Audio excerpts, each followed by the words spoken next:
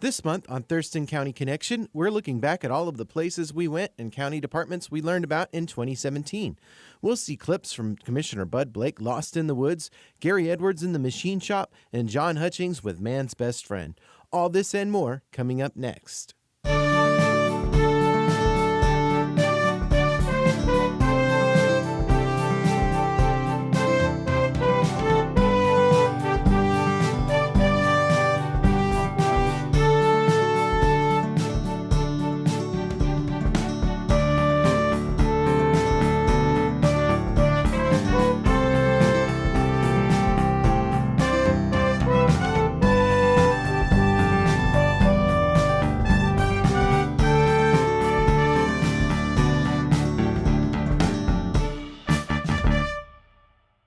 Thanks for tuning in to this special edition of Thurston County Connection. We begin with a clip from the very first episode from 2017 when TC Media CEO Deborah Vinsel introduced us to two new faces on the commission. With me is Chair Bud Blake from District 3, Vice Chair John Hutchings from District 1, and Commissioner Gary Edwards from District 2. The commissioners have received questions from their constituents asking how they interact together as a team, and they wanted to give you an opportunity to see what their relationships look like and get an inside view to their individual personalities. There will be no official business taking place during today's program, but the commissioners do invite you to attend their board meetings held on Tuesday afternoons at 2 p.m. in room 280 of Building 1 at the Courthouse Complex to see your government in action. You can also view the county master calendar of events to see when other business meetings may be of interest. And of course, if you can't attend the meeting, you can always watch the meetings here on Thurston Community Media Channel 3. So gentlemen, thank you for taking time out of your very busy schedules. And I mean, we were thrilled that we could get all three of you in one place at the same time. We're going to start with kind of a little icebreaker. Give us a little insight to your personalities. My family's been here since the mid-1800s. And we've always been involved in our community. My wife is on the school board out at Yelm and has been for 32 years. And I guess my past history, I was a law enforcement officer for about 40 years, 20 of those here as the elected county sheriff. And I just thought that I could add a little bit to the process yet, taking on this new role as a county commissioner. Mm-hmm. So I've got family here, I've got 9 grandkids, kids scattered around, some live here, some live elsewhere. And I just think Thurston County is a great place to be and live. And you got really deep roots here. Really deep roots. Really deep roots here. That's right. That tree's not going to tip over right away. Okay, great. Hutch, how about you? Tell us a little bit about yourself. I'm a family man. I come from a very large family, very close knit. And my wife and I moved up here to Olympia in 1985 when our kids were 2 and 4 at the time, and now they're well into their 30s with babies of their own, and one lives in Seattle, the other lives in Lacey. My wife and I have been married 42 years this May, so we're very stable. We're a very close-knit family again. That carries on. Did 35 years in public service as a police officer for 3 different agencies, and even on the other side of the badge, off duty, I was giving to the public as well in public service, volunteering on boards and such. And I've said this so many times before, but and I really believe it, that I don't take myself seriously, but I take my job seriously. No matter what my line of work has been, I take it very seriously. But what helps me gets through the real tough times is my sense of humor. And I've been through many tough times, as we all have. But that carries me through. Okay, you nodded, so I'm thinking you've witnessed that sense of humor a little bit. Oh, yeah. Okay. Pretty good. But you've been on the commission longer than your fellow commissioners, obviously. So, 2 years. But I don't know if we've had this conversation with you. Tell us about yourself. Yeah. So just to kind of start off, the accent is from Alabama, but I joined the Army as a young man and I served 25 years. And so in 1993, I decided to ask for a posting out here, and that's where I got to know Fort Lewis. And I fell in love with the Christmas trees, and I said, oh my gosh, this is where they do it, make Christmas trees out here. And so I stayed, if there's another reason for that. In and out of the Northwest in the military for a long time, and then I finally retired in 2013. And I still wanted to serve the country, and I decided I wanted to serve the county and ran for office for the reason that I think Thurston County is the best county in the whole nation, for the very fact that it's, I know people use the word cliches in a cliche way, but it is diversified.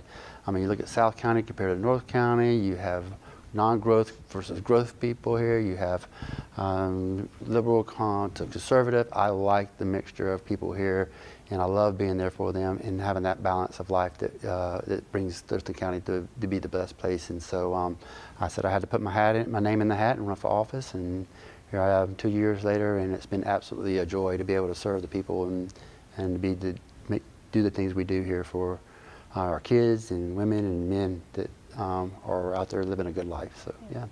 I am utterly bowled over at how not only intelligent but strategic Bud is. Oh my God. See, I told you put your hands over your ears. Well, And by that I mean, here we are learning how, Gary and I are learning how to play chess, and this man's doing three-dimensional chess. He's playing on levels that I didn't even know existed. I'm not sure that I'm not playing checkers.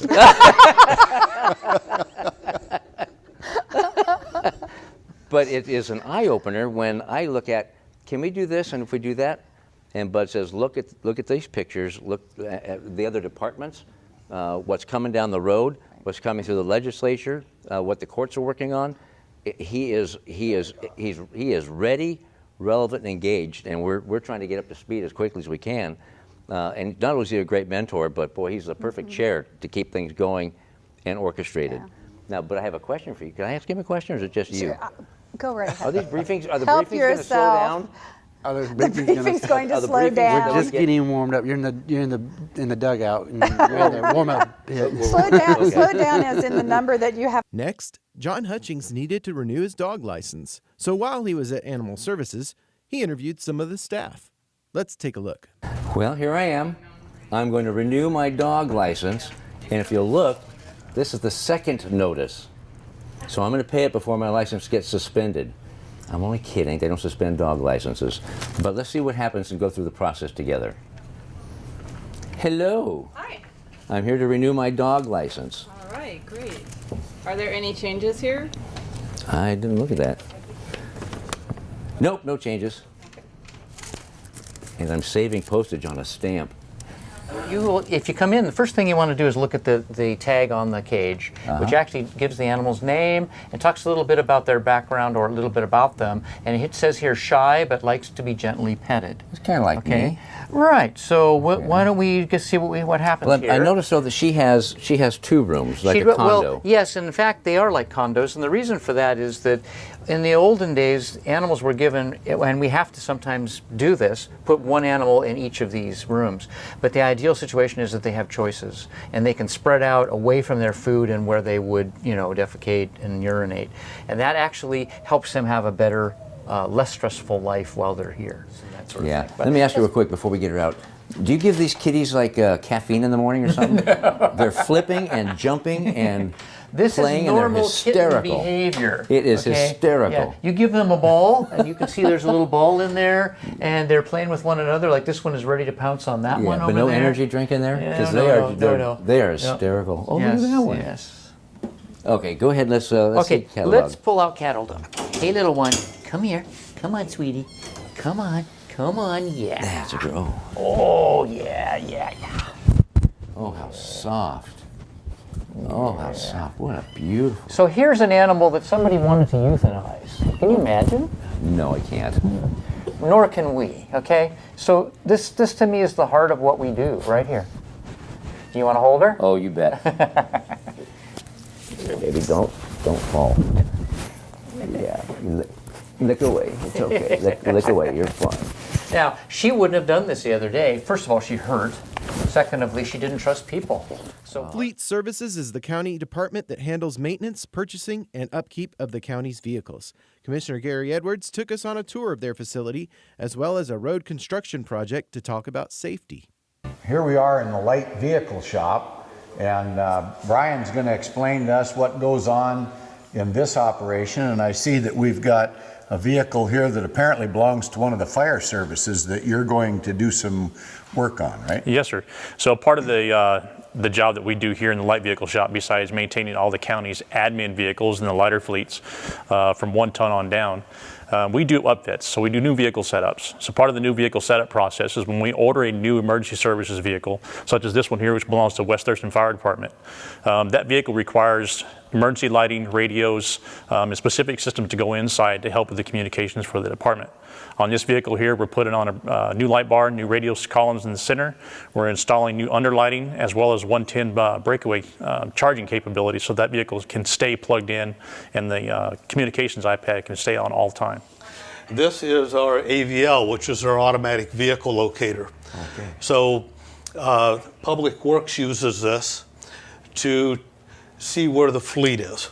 And this gives us some basic information as to speed, direction, and location. And I can also tell from this when a radio keys up and when it turns on and when it turns off. It's helped us a couple of times in locating vehicles that have been rolled over. Oh. Okay. That they didn't have enough signal to get out, but we could see where the vehicle was. There's been a couple of vehicles that have been stolen that we've been able to locate with this. Yeah. It's a very useful tool in the Public Works environment. Well, thanks very much, Kevin. My pleasure. Super. Thank you. Thank you.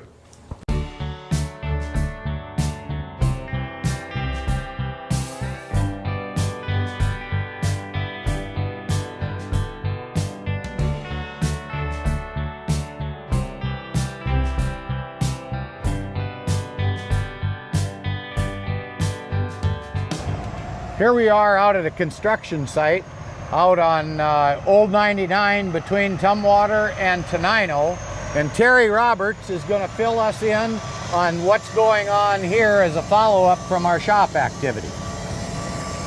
So the past couple days we've been out here, we're doing what we call dig outs, and they're mill and fills. What we do is we have a rental grinder, which you can see behind us. What he does is he grinds down 2.5 inches. Especially with Old Highway 99, you have a asphalt base of about 10 inches of asphalt. So you do not want to grind all the way down. So we take it down 2.5 inches down to where the cracks no longer exist, and then we fill it with asphalt. And then come July, we'll have our contractor come in here and chip seal everything. And you'll notice that safety is a big issue out here on the work site as well as over at the county shop. And so you'll see that we've got a pilot truck going by leading people through.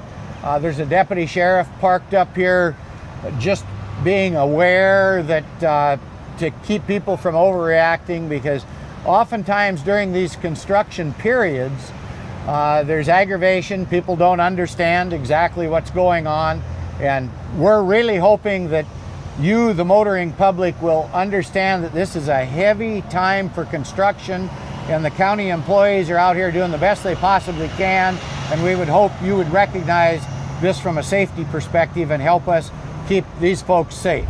Thank you.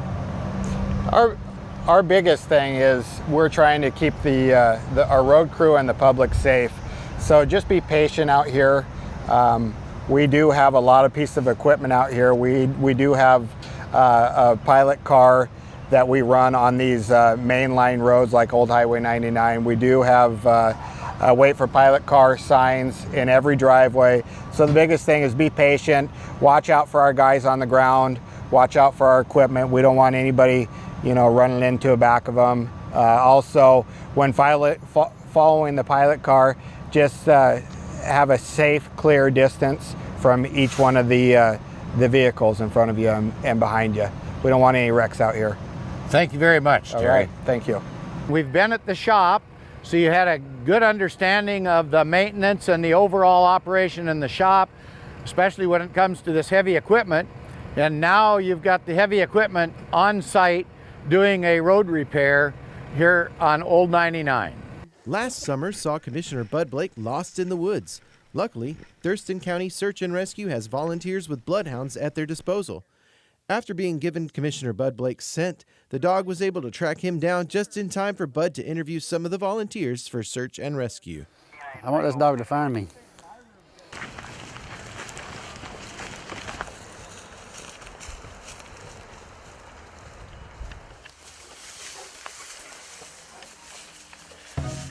You did it. What are you doing? Okay, good boy. There it is. Good boy. Nice job, buddy. Thank you. And Deanna, just tell us a little bit about how you're involved in your role, and then we can talk about some of the training and other issues as far as search and rescue. Okay. I have been involved with South Puget Sound Mobile Search and Rescue for going on 7 years now. Most recently last year, Adam and myself took over the roles as captain and second in command for the unit. So this will be my second year running the unit as captain. I also started out doing the grant writing my second year with the unit. And then I'm also PIO as well. Wow, that's a lot of duties that to carry on. And so tell me why you do it and how many years you've been doing it. Well, 7 years. Just it's a huge passion. My mom actually was a missing person years back for a brief period of time, but it's very scary, and it's a wonderful way to give back to your community. Wow. All nonprofit, all volunteer member ran. And so the search and rescue as a unit, tell us a little bit about that. How many people and how long they've been involved, and the type of volunteers that want to do this, and some of the requirements that it takes to be a volunteer. Well, we've been a 501c3 corporation since 2004. We have about 25 members currently. We have 4x4 units, mountain bike, ATV, and most recently we have adapted canine to our unit.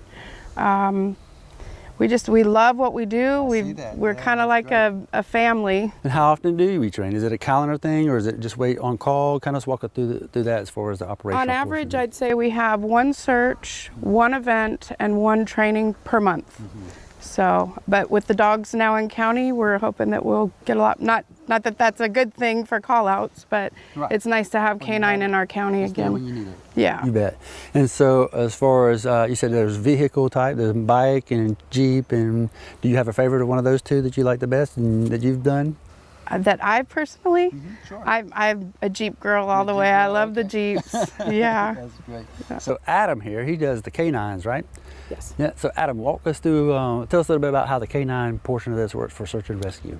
Well, as far as the canines go, we train every weekend. We train throughout the county in different locations. We try to get it as real as possible. We currently have 1 wilderness and 3 urban dogs certified to go out. Altogether, I think we have 6 dogs in the county that are registered through the DEM. We have other dogs that are... DEM is? The Department of Emergency Management.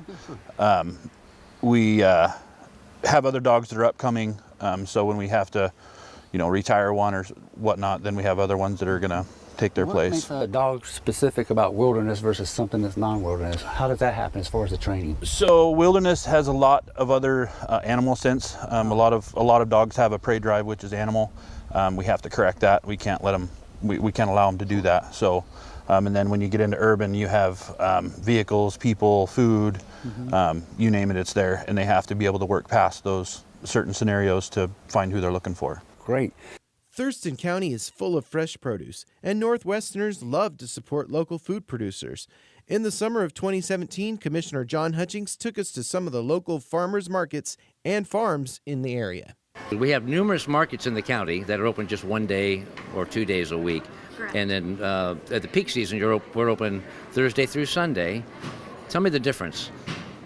Well, Thurston County is home to 5 markets. We have the Olympia Farmers Market, West Olympia Farmers Market, Tumwater, Yelm Farmers Market, and Tenino. Thank you very much, Commissioner. And Tenino, not to be forgotten, a very special Not to be market forgotten, in Tenino. yeah. Absolutely, yes. Thank you. But those markets are generally open 1 or 2 days. Yes, correct. Most of those markets are open 1 day a week, and that actually means that in the peak season, which is generally April through October, there is a farmer's market open every day of the week in Thurston County. So it's like pairing wine with a meal. You're pairing oyster with a sauce. Fix me one, would you? 'Cause I only have one hand. Please. And I'm gladly going to pay you for this. This is not gratuity. Yeah, Mary offered to take up the tab. Okay.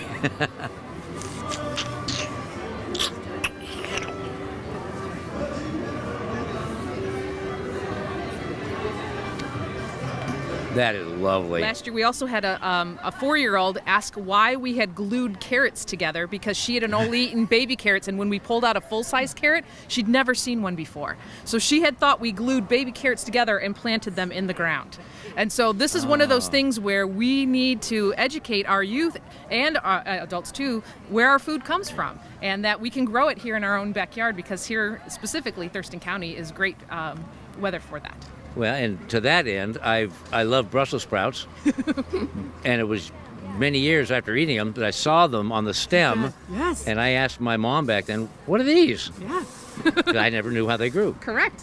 Very, very interesting. So our goal is to get them started young. So starting at age 4, that we participate in the program, so that eventually they will know exactly where their food comes from, and they know that the food that they grow goes to the food bank. And last year they donated just over about 1,100 pounds to the food bank from the Children's Garden program. 1,100 pounds. Good grief. Yeah. Well, Brian, thank you so much for being here. Thank you for all that you do in volunteering for the Master Gardeners. I really appreciate that, and it's good to see you again. Nice seeing you too, Hutch. Thank you. Corey, Thank you. Thank you very much for taking the time out here at the market and the farmers market garden, Yes. or the Galici garden. Yep, Norm Galici. And I know a lot more about it than I did before. Yes. Thank you very, very much. Now we're going to head down to Kersop Farms in Rochester and actually see stuff growing. Hi, I'm Thurston County Commissioner John Hutchings, and I'm with Colin Barraclough. And we're down at the Scatter Creek Farm and Conservancy, Kersop Farm. Welcome. Thank you. Actually, welcome to me, because I'm visiting you. We did all morning at the Farmers Market, Olympia Farmers Market, and talked with Nigel up there, who is representing the family farm very well. But I want to ask you, because I know you are exceptionally busy, your time is constrained because of farm work that has to get done. What is it you actually do in the farm? Where to start? Well, I'll say we grow about 20 to 25 acres of organic vegetables, and there are many tasks involved with that I do lots of: irrigation, fertility, a lot of the tractor work. We have helpers for all of this, of course. We also grow about 20 acres of grain, wheat and barley and oats that almost all of it we turn into chicken and pig feed. We grow several thousand pastured organic meat chickens every year, and we make all the feed for them, and a handful of pigs and a few hundred laying hens. I'm going to tell you a joke. I'm going to steal a joke from my friend Devin. She says, organic farming, they ought to call it organic weeding. Am I right? Oh, wow. Because we spend so much time controlling weeds without chemicals. By hand? Yeah, by hand. So we have various machines that control the weeds. We have tractor-pulled machines. We have human-powered machines, and we have our hands that pull the weeds. And we spend many hours doing that to control weeds without chemicals. And that is... Well, it's a lot of acreage. It's a lot. And so how many employees do you have? Right now, we have about 15 here on the farm. Okay. Okay, obviously you're not growing lemon trees and avocados because they don't grow here. No. But we're standing in front of what? These are our cucumber vines. Cucumbers, Cucumbers, tomatoes, bell peppers, those are things that grow reasonably well here, but better if you give them a little boost in a greenhouse. In the greenhouse, okay. It's a little more heat.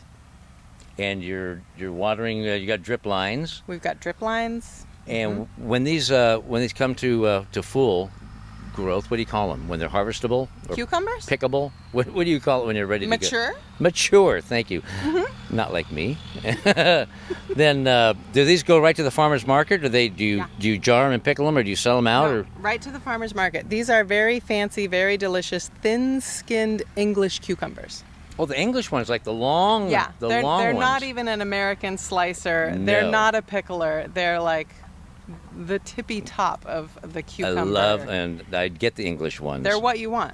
Yes. Yeah, when you just want to eat a juicy, yummy cucumber. And the thin skin is what does it too. You don't have to peel them. You don't have to mess around. You just enjoy them. Now, do you grow corn?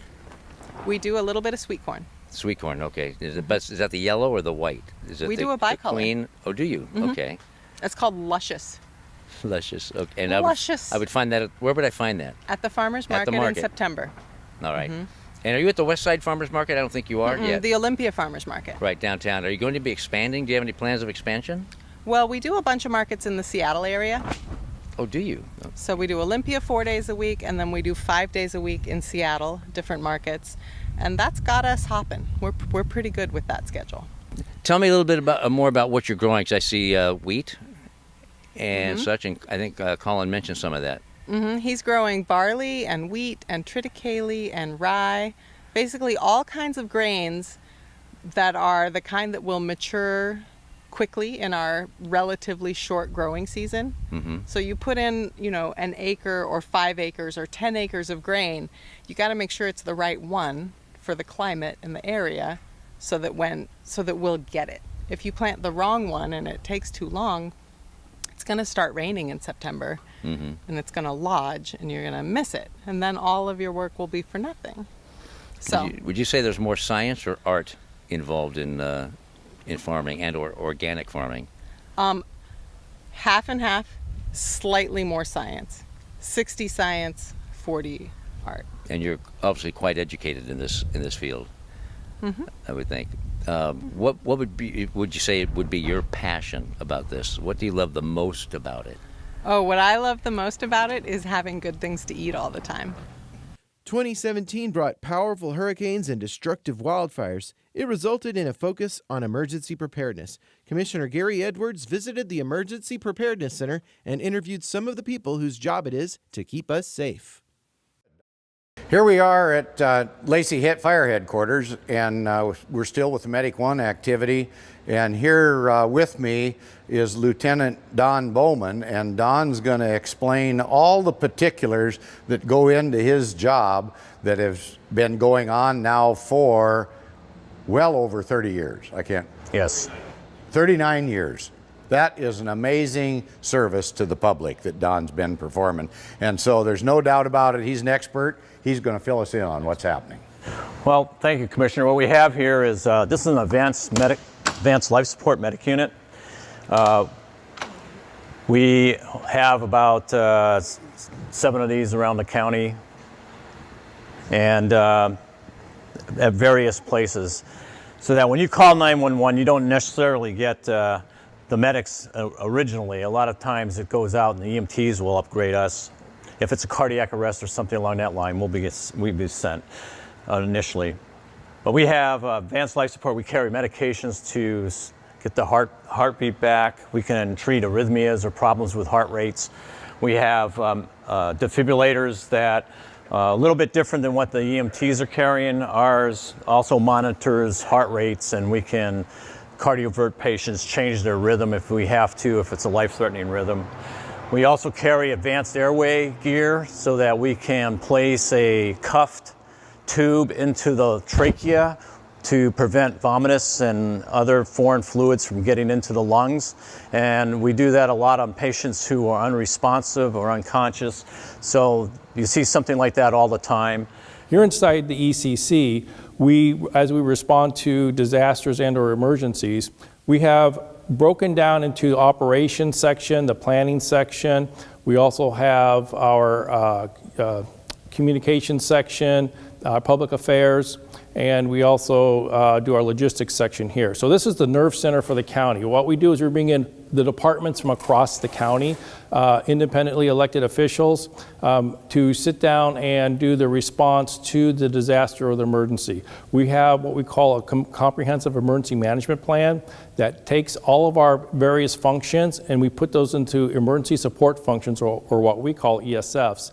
And as an example, ESF 8, which is public health, we turn around and we do all the public health response and recovery actions from there, but we bring in the appropriate stakeholders, such as the Department of Health. We bring in resource stewardship. We bring in all the different agencies across the county and municipalities to help do an integrated response to whatever is taking place. As we walk through this, I also want to stress that when we go from response, and our response actions are to help preserve lives, property, and the environment within the county. But as we transition from response to recovery, then we start looking out and restoring the infrastructure, such as the roads, buildings, areas that we need to make sure are critical infrastructure to ensure that the county and the citizens are supported. we have on our website, you'll find the 24 weeks to preparedness, and it's like a shopping list of how you can staff or stock your house and your supplies to get you prepared in a disaster. And just do a little bit at a time. A little bit to at a build time up. on your budget, because we know it can Right. get kind of expensive. There's actually a list of things that you can do on a shoestring budget. So peanut butter is a great preparedness food. But having food, having communications plan, who are you going to contact? Like for instance, my sister lives in California, so she would be the contact my family would call, and then we can let everybody know that we're okay. So that way, if it's hard to get out, you can text message sometimes, because it's easier to get out on a text than it is a phone call. And at least once the systems are up and running, the text will go through. So there's just a lot of information on our website. I really encourage you to go there. There's also ready.gov, that is the federal website. Washington State Emergency Management has a lot of information also. Again, all this information is free. We do public education for free. And so we do training for the neighborhood preparedness. That is my favorite program, is the Map Your Neighborhood. You know, I guess I'd say that having been here at the county for quite some period of time, and you tend to think, well, everything's going pretty smooth. But since I've been here, we've had a volcano situation that caused a lot of disruption. We've had major flooding, and we've had an earthquake. And all those came about fairly unexpectedly. So it's pretty important to make sure that you're prepared when the time comes, because we don't know what level of disaster we're going to be dealing with. And you can't always depend on the government to bail you out. You're kind of obligated to take care of yourself and your neighbors and friends that you can help, because that's when neighborhoods really pull together, is when we have a situation like that develop. One hot button issue in our area is homelessness. Commissioner Bud Blake met with some of the nonprofit agencies that are trying to help out the homeless. I'd like to talk to you about a subject that's near and dear to my heart, and it's homelessness and housing here in Thurston County. I have with me today Shelley Slaughter, and some members of the Housing Action Team, some members from the Coordinated Entry, and some members to talk about the Home Fund. Please join me for today's program. I think you're going to enjoy it. And the agenda that I've prepared today is as far as the overall view of what the housing and homeless consist of here in Thurston County, which would include some of the things such as Housing Action Team, Coordinated Entry, and even a little bit about Home Fund. Before we get started, I've asked the Director of Public Health and Social Services here in Thurston County, Shelley Slaughter, to talk with me a little bit about the state role, the county role, and some of the programs and some of the funding, and how the outcomes are met as far as mitigation and resolution. So, hello, Shelley. How you doing there? Hi, good. How are you? Doing pretty good. Just kind of give a little bit of background as far as some of the state agencies and things that happen and how they help shape as far as curbing the homelessness population, and where they help out as far as housing, maybe say with the Department of Commerce and any other entity that you're associated with in terms of a county representative. Sure. So at Thurston County Public Health and Social Services, homelessness and affordable housing is one of our really important divisions. Homelessness and housing affects the health of many individuals in our community, and we work very closely with our state and federal partners to provide funding so that we can address the important issues of homelessness and affordable housing in our community. So you mentioned the Washington State Department of Commerce. So the Washington State Department of Commerce provides funding, and also the governor and the state of Washington provide guidance on overall strategy for us in the state of Washington to reduce the instances of homelessness throughout all the counties in our state. Also, the Federal Department of Housing and Urban Development provides federal funding through various programs that fund housing projects and homeless programs in our community. So many of those funds come through Thurston County. So Thurston County coordinates and distributes about $4.6 million per year to various nonprofits in our community that make up our continuum of care and provide various services and housing, shelter, and other types of programs in our community. Fantastic. So you mentioned how you have a partnership with the federal and state entities, and how the county facilitates some of those funds and distribute them. Can you speak to them a little bit more of how they are received, accounted for, and distributed, and some of the nonprofits execute and complete that continuum of care? Sure, yes. So there are several different types of funding that make up all of the sources that fund various projects in our community. One of those largest sources comes out of document recording fees, also known as 2060 and 2163 funds. And so what many people may not know is every time they purchase a home or refinance a home, a portion of the fees that they pay when they record those documents goes to support local families and individuals that are struggling with housing right here in our community. So that makes up a big portion of those funds. I mentioned the various federal sources that we have that fund the development of new affordable housing and provide subsidies for those that are low income. In Thurston County, approximately 36% of people are cost burdened or cannot afford rental housing in Thurston County. So those type of funds provide really important resources for people to access housing in our community. Locally, community development block grant funds come from federal sources. They go to the City of Olympia, and then through various other communities, they rotate through Thurston County, City of Lacey, City of Tumwater, and the county itself, yes.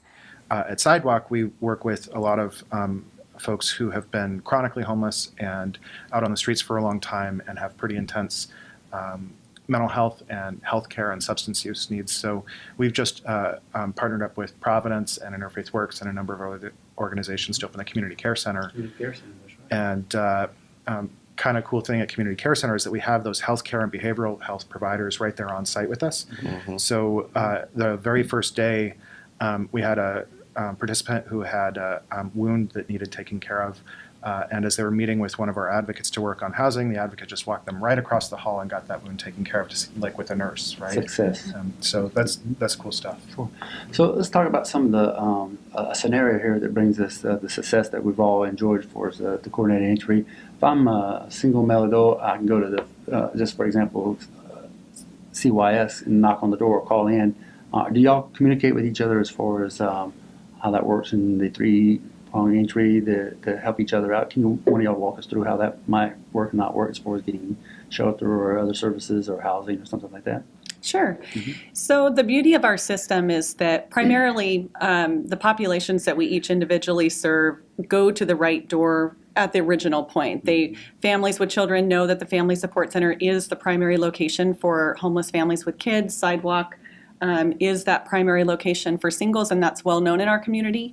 However, there is a lot of crossover in the work that we do, and the Family Support Center may serve a single homeless pregnant woman who qualifies as a family and qualifies as a single.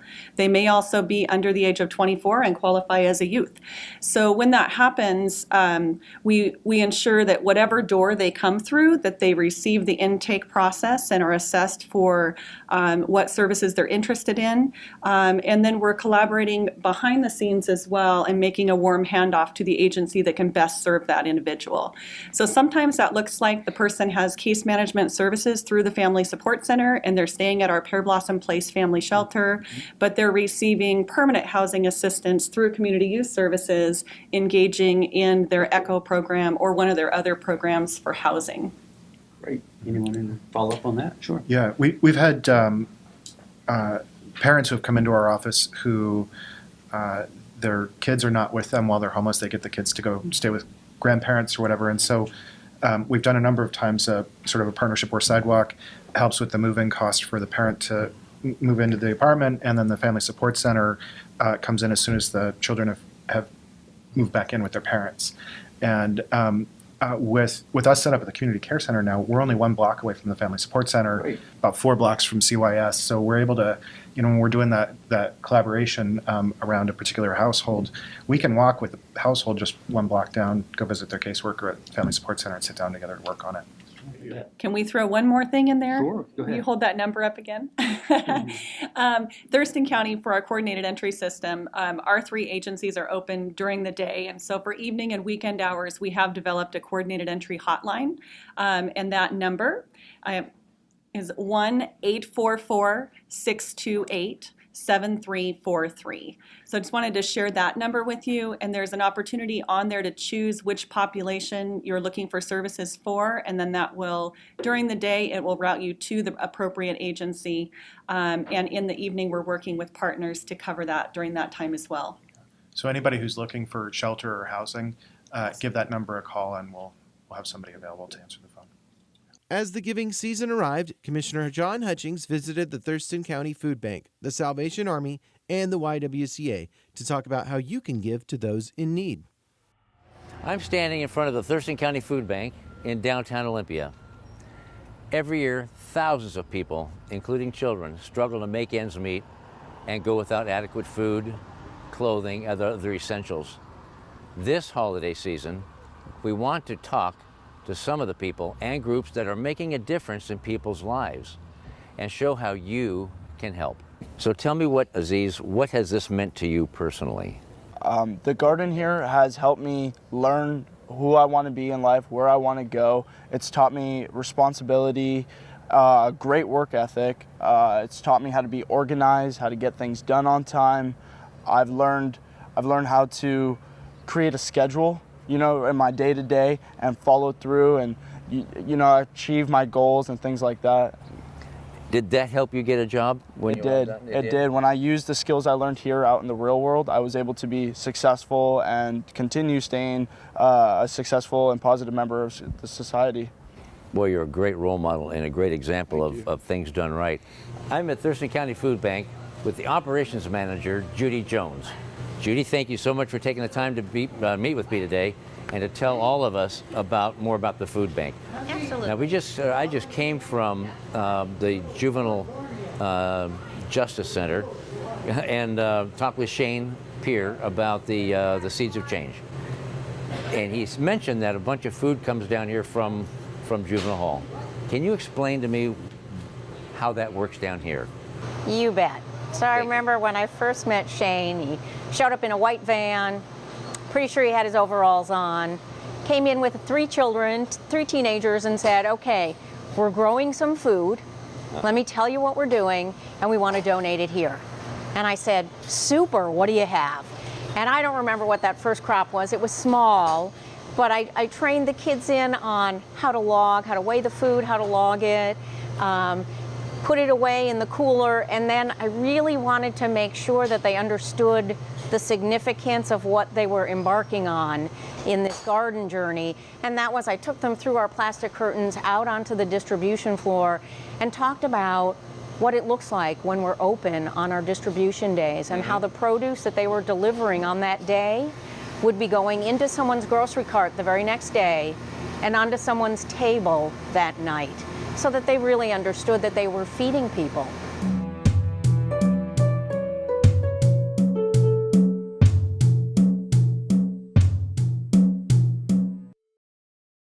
Hello, I'm out here at the YWCA and I'm with the CEO, Hillary Sowens. Hillary, thank you so much for having me here today. Thank you so much. To tell not only me, but the viewing public quite a bit more about the YWCA that we don't know. At the core, what is your mission statement and what's the wide range of ages that you serve?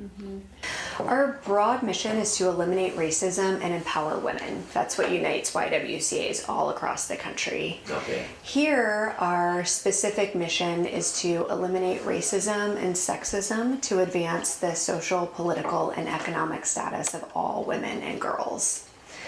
And that shows up in a variety of ways. Like I said, everything from empowerment programs to young women, to racial justice and intercultural competency training for workplaces and institutions in the community, to, again, basic services that we know all financially struggling individuals and families are challenged by, but particularly because of the wage gap and financial instability of so many women. We know that women are disproportionately impacted by some of these challenges.